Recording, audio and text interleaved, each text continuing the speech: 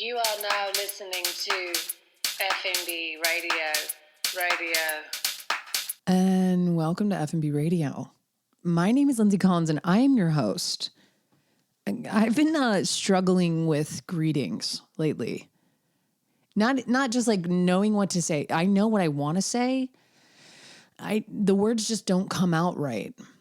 And it seems like I'm doing great already, so I'll just not jinx it. But I was going to a client's the other day, and I arrived there. I'm like loading in a bunch of gear, schlepping a bunch of stuff. And there's like 6 or 7 people in the room. There's the hosts of the podcast themselves and their handlers. And they're like just milling about. They're not really paying any attention to me. I always assume people are paying more attention to me than they actually are. But I was just like trying to say, hello, fun people. And then I was like, that's stupid. So I'll just say buddies. And then I just like smushed it all together and like word vomited it out. And I was just like, it wasn't fupas, but it sounded like fupas. I was like, hey, fupas. What? Everyone was like, just pretended that they didn't hear me.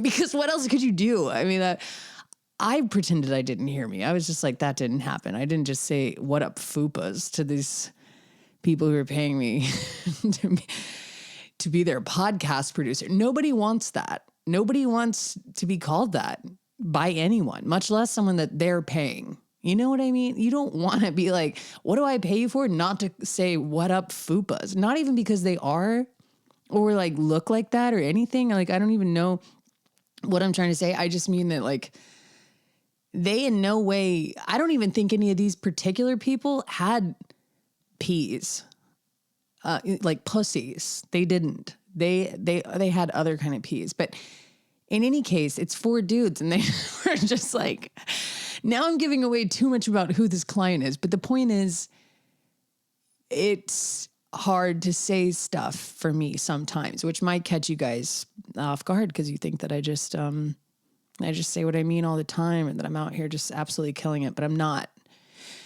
I don't know why I think you think I might absolutely be killing it all the time, but I have a reputation. And after that, I just we all pretended it didn't happen. And that's for the best because there was no recourse, really. You can't be like, sorry, I was trying to say, what up, fun people, buddies?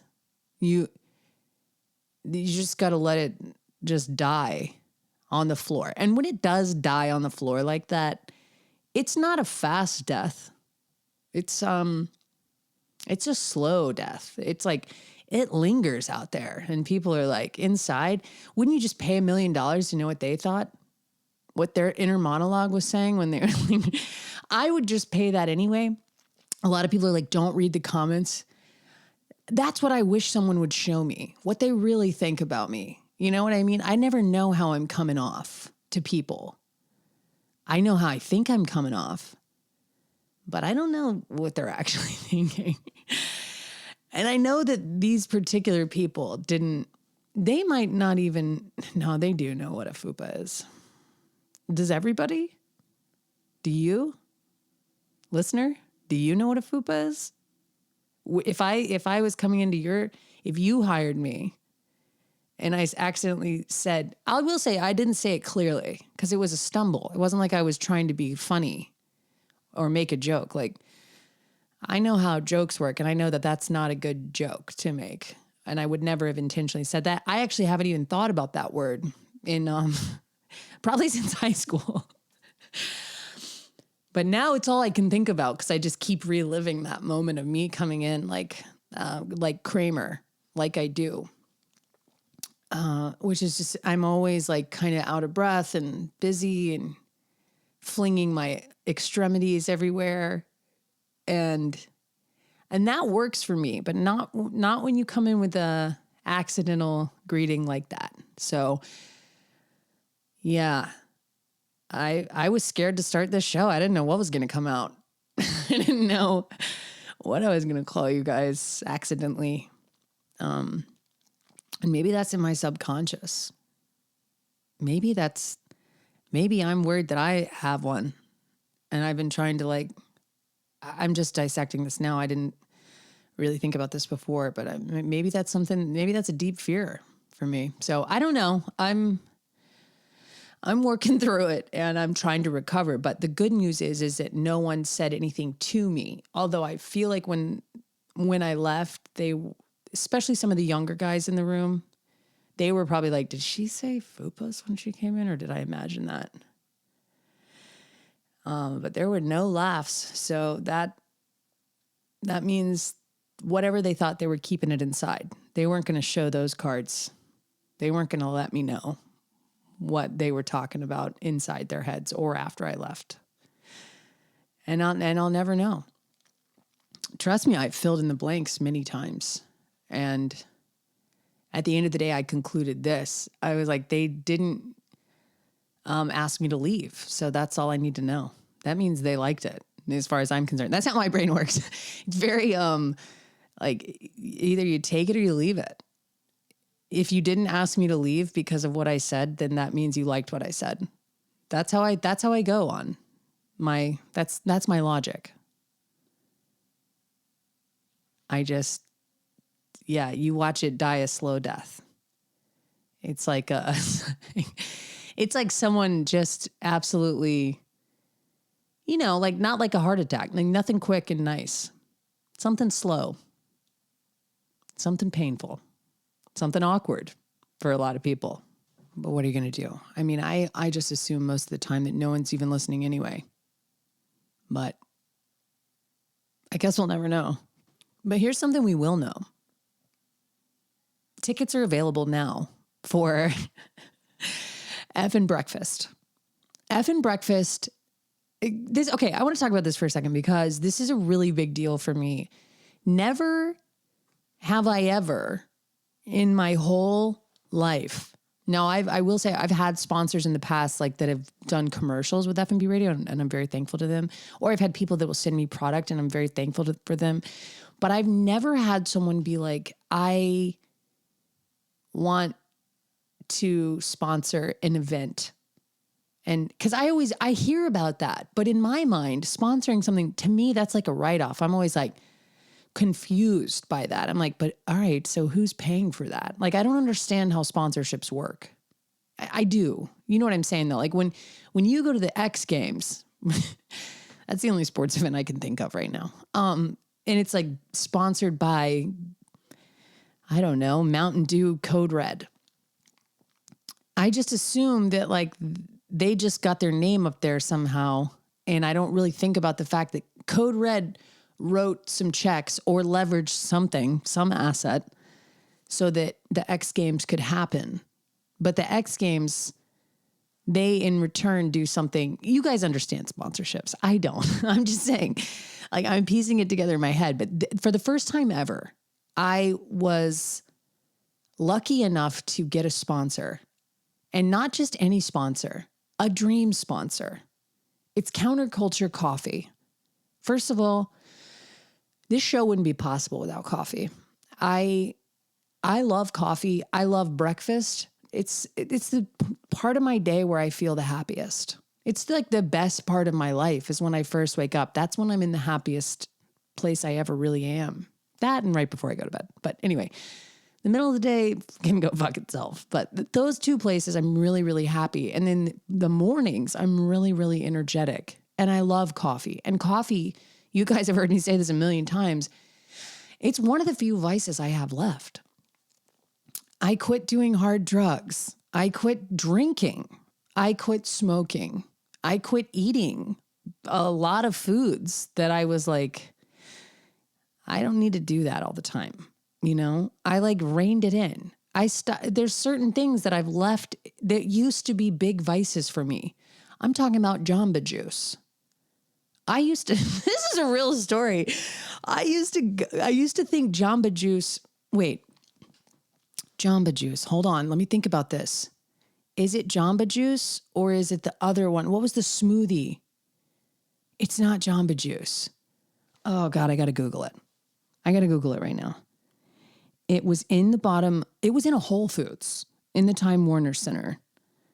Smoothie bar in Whole Foods. 2008. Oh my God. Somebody tell me the name of this place. Okay. Nothing came up. It was like, what? That's not a thing. Smooth. What else can I Google? What is this is it Jamba Juice? Let me just look at Jamba Juice really quick. I know I'm losing you guys, but it's fine. No, it's not Jamba. God damn it. Old smoothie brands. Does anyone Google things better than this? Old smoothie brands. Trashy smoothies. Okay, Jamba Juice, Planet Smoothie. Ironically, I'm looking at an article in Vice magazine. Wait. Jamaican Jammer. I think we're getting close. Maybe it is a Jamba Juice. No. Just someone tell me. Planet Smoothie. It's not Planet Smoothie. Anyway, I used to get one. It is Jamba Juice, because the one I was thinking of is Orange Julius. Okay, Jamba Juice used to be in... Thanks for waiting while I did that.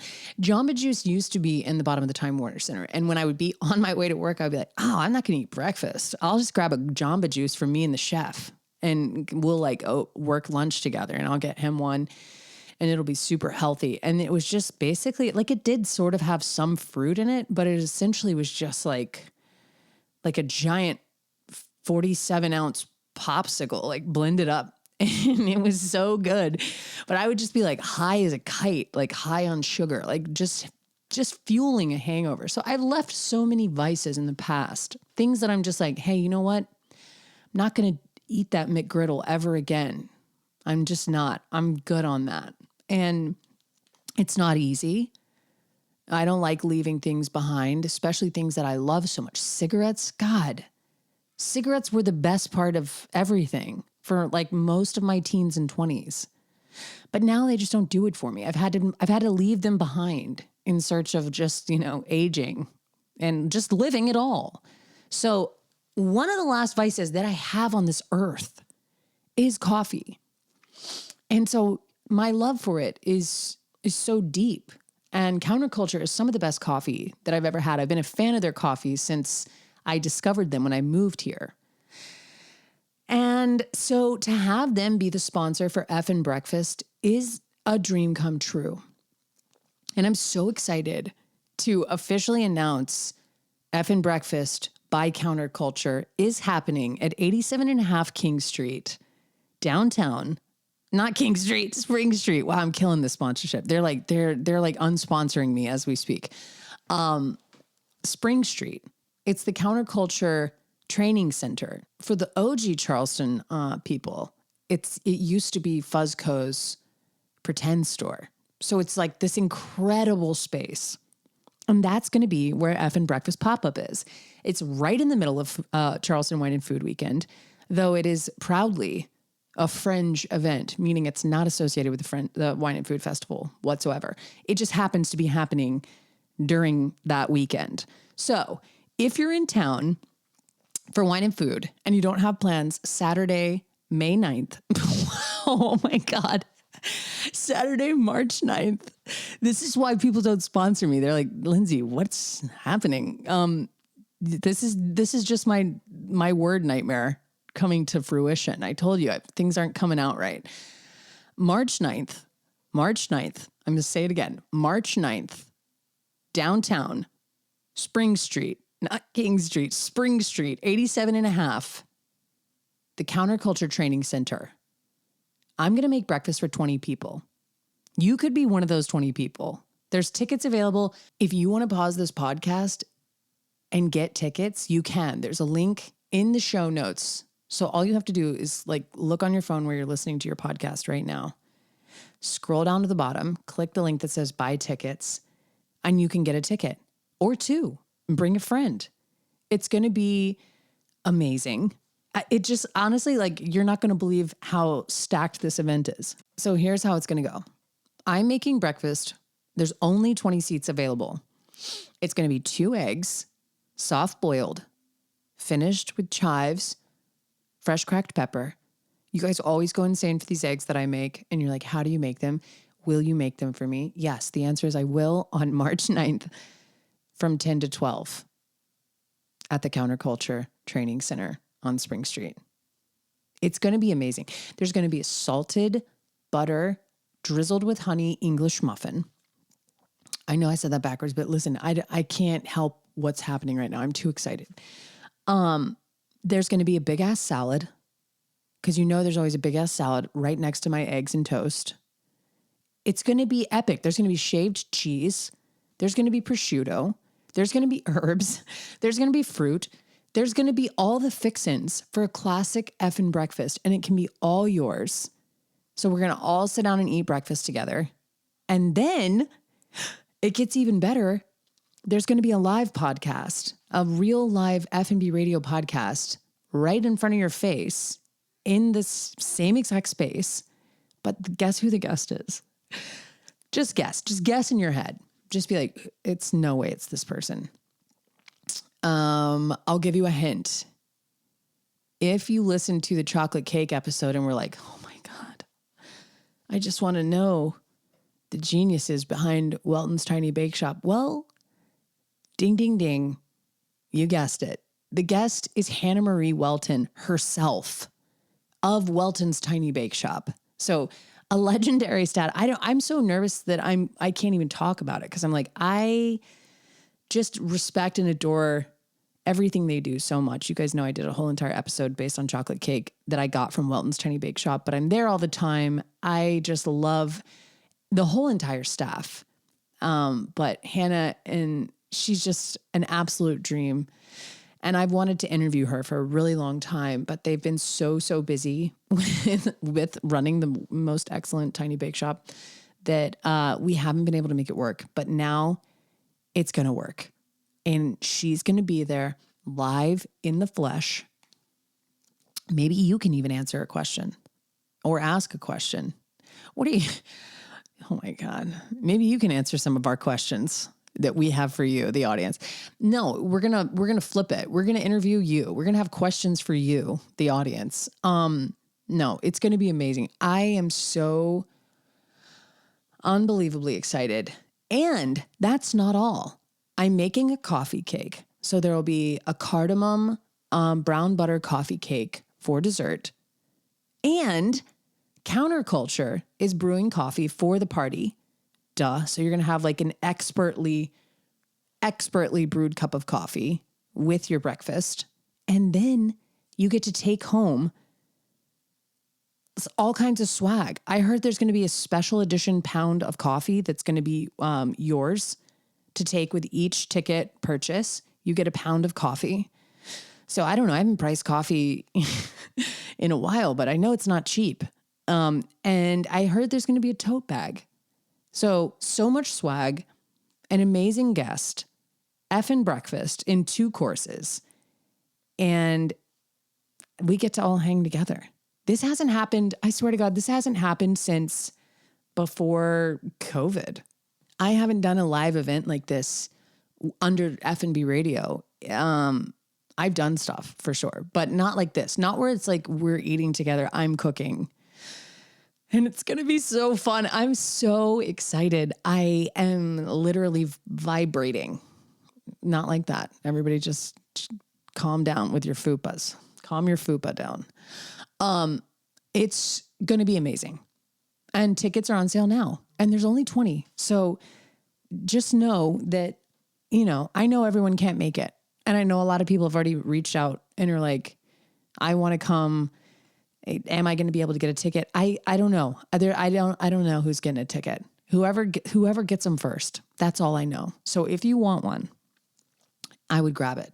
I would click it, right? I would pause this podcast right now and I would grab it because 20 is going to go really fast and we're going to have a really, really special time. And it's a great way to spend a Saturday, especially during Charleston Wine and Food Festival. Like what better way than a live podcast with an effin' breakfast with the world's hottest guest, Hannah Marie Welton. and Counterculture Coffee. Oh my God. It's just such a perfect match made in heaven. I really can't get over it. And I'm so grateful to Counterculture Coffee because they have been absolutely amazing. Audra is just like so easy to work with, so kind. She fucking gets it. We get each other. Like we've had so many meetings leading up to this. I don't even want to call them meetings. It's just us hanging out because we like to hang out. And she's the fucking shit. And she gets it. And the space that she has there and the way she utilizes it, it's just so thoughtful and cool. And she's absolutely been a gift. I keep telling her, like, I can't believe this is real. I can't believe this is really happening. And I mean it. It's truly the most exciting thing that's happened in a long time. And so I hope you'll get tickets. And I hope that you'll come and have a classic Effin breakfast and a live podcast and take home some counterculture swag and just, get to hang out in real life. It's been something I really, really, really want to do. And it's finally happening.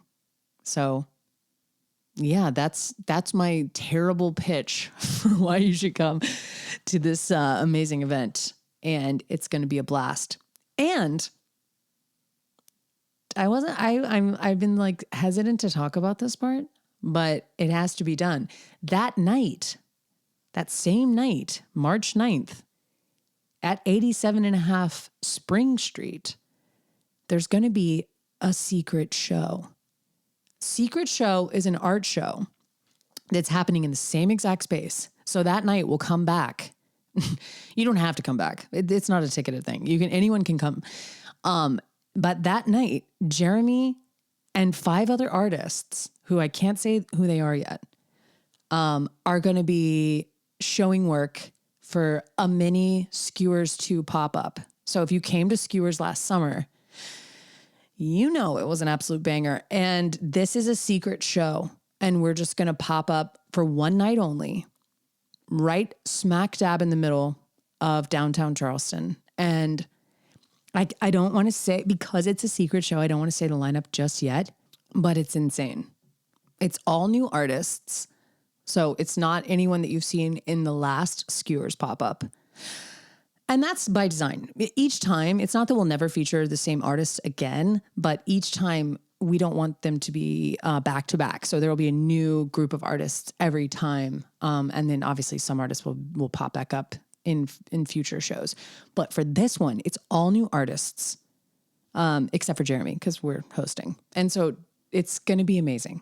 I am so excited. I could like scream. And I want to just say everything, but in the spirit of secret show, that's going to be kept under wraps. So you have to come to the show to find out.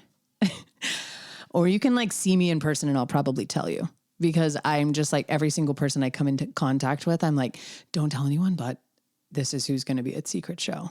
And it's fucking sick. There is a couple caveats for secret show. It's open to anyone. Anyone can come. It's from 6 to 9 at the same address, 87.5 Spring Street. So it's the old Pretend Store, AKA the Counterculture Training Center. And when you come in, there's a password. And I'm not going to give out the password just yet. I'm going to just let Secret Show marinate. But there is a password. And if you DM me, I'll give you the password.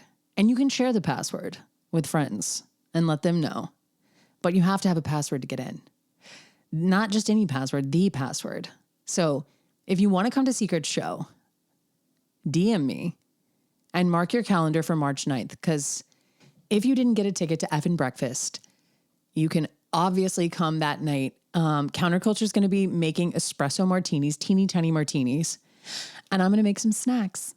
And we're going to party. And everyone is welcome. And I can't wait for you to see the lineup. And I'm just so pumped to party like it's 1999. So get tickets, number 1, to Effin Breakfast. Tell your friends about Secret Show. DM me if you want to know the lineup or if you want the password. But you will have to have the password. No shit. It's not going to be like one of those like, okay, but you know me. No, if I know you and you don't know the password, I won't be at the door. So someone else is going to be at the door and they have strict instructions. You got to know the password. It's going to be a fucking blast. Come have an espresso martini. Come look at the amazing, incredible, exciting artwork. I can't believe we pulled this group together. I got to give Jeremy some credit there. He like kind of curated this list. And so I'm just sort of doing what I do, which is making snacks, hanging out, hosting. But it's going to be an unforgettable day. So March 9th, it's a Saturday. Let's party one way or the other. I hope I see you. And yeah, get your tickets now because I hope whoever wants one gets one. And I love you. That's all I got. I got a lot of shit to prepare for, so I'm going to keep it short and sweet, but I can't wait to see you. Again, I want to shout out Counterculture Coffee for believing in me and being like, hey, here's a space. And every idea I presented them with, they were just like, well, not they, Audra was just like, yes, perfect. Whatever you want. That sounds great. She just gets it. We get each other. And that's what a real sponsorship, what I learned about sponsorship is that when it's right, it just makes sense. And so I couldn't be more honored that this party is being sponsored by Counterculture Coffee. This podcast is brought to you by Counterculture Coffee, which is a big moment for me. And then just want to thank all the listeners for supporting the show for as long as you have by continuing to show up and listen every single week. I love you so much, and I cannot wait to make breakfast for you, or I'll see you at Secret Show. DM me. You can DM me on my personal or F&B radio, and I'll give you the details. But trust me, you don't want to miss it. Okay. All right. That's it. I love you. I love you. I'll talk to you later. Bye. Bye.